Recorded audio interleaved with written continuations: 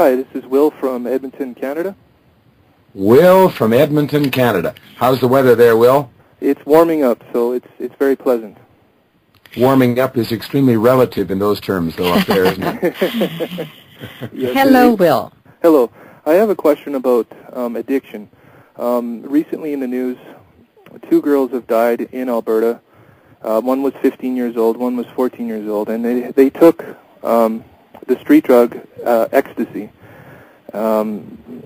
This is a very common drug in our community. Alberta and Edmonton in particular is known as the ecstasy capital of Canada. So I'm just really curious, what's at the root of addiction?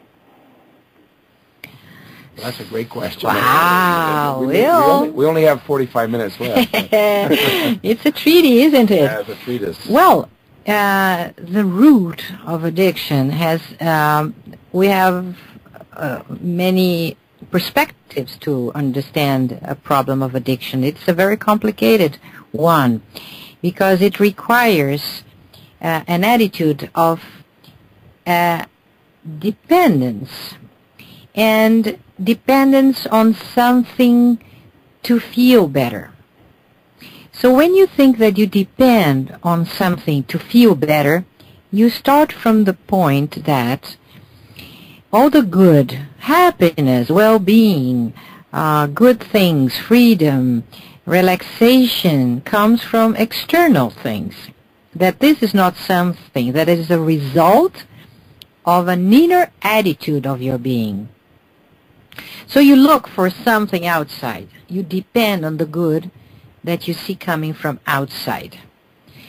Now, if we perceive that this expansion of, because all drugs give a sensation of expansion of the being, or sometimes an expansion of consciousness, sometimes a decrease of inner tension, a decrease in censorship, a more freedom to live your being. And this is artificial. Now, the desire to have a better life and to be freer and to use better your talents is very genuine. It belongs to the being.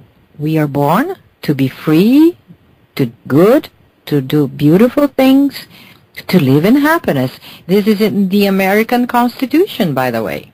So it's the universal right of every human being. But why we are so unhappy?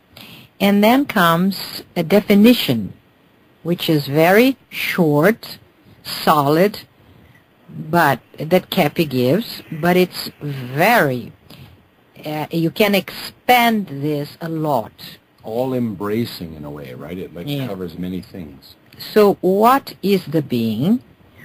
Or what is the reason we are neurotic, unhappy, sick? Kepi sees the neurosis, the psychosis, and the cause of all these insatisfactions and suffering as a result of an attitude.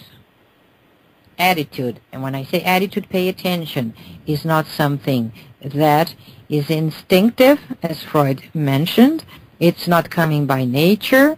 It's not mandatory. It's an attitude. It's something that you can change if you become more conscious of this. So neurosis is an attitude of denying, omitting, or misrepresenting the true reality, the true being, which is beautiful, truthful, and good. So this is a phrase, and this phrase must be understood and applied.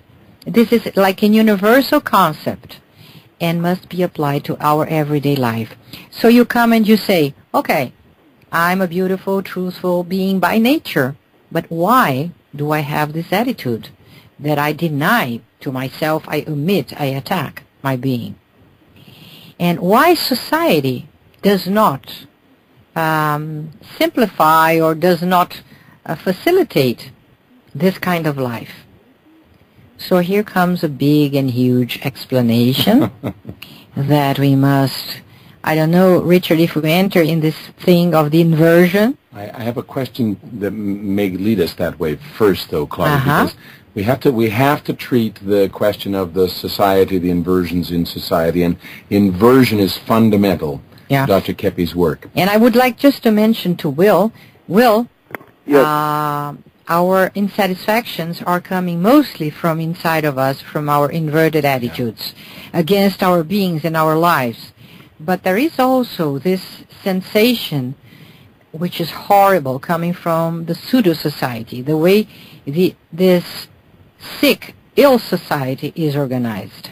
So we don't live the life we should have, or we should be living. And we don't feel good in this society. No, and it would be impossible to say that we live in a happy society. I want to leave Will a little space because he may have a follow-up question, but I wanted to mention first, Claudia, the incredible study that Dr. Keppe has done about the human will. In his book, Liberation from the Will, which means to liberate ourselves from our free will.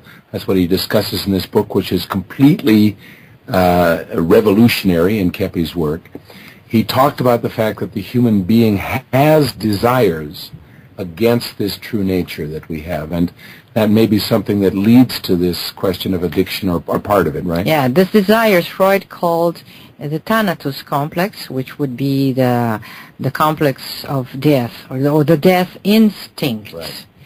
And also some complexes related to sexual Repressions? repressions and traumas. Right. But this is a deviation of we are not just a bunch of instincts. We are much more than that.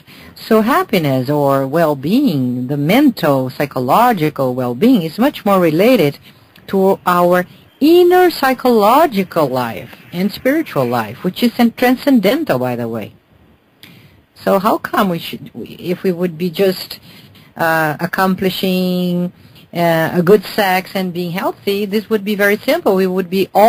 Everybody would be much more balanced nowadays, right, with the freedom of sex. Yeah. And we don't see that.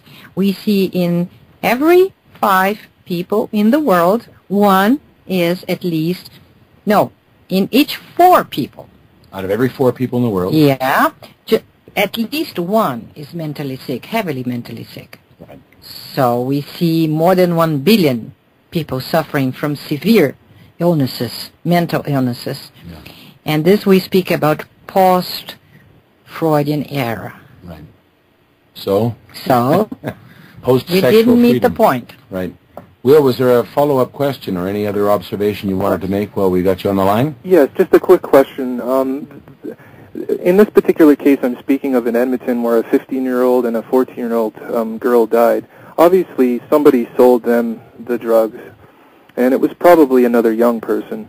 And we see this very commonly everywhere around the world, young people dealing drugs to young people. How does society deal with the drug dealer, who is also a victim of inversion? How do we properly address this without making it worse? Yeah. So I see this in a 2 steps kind of thing. Well, one is the social problem, socio-economic or socioeconomic problem.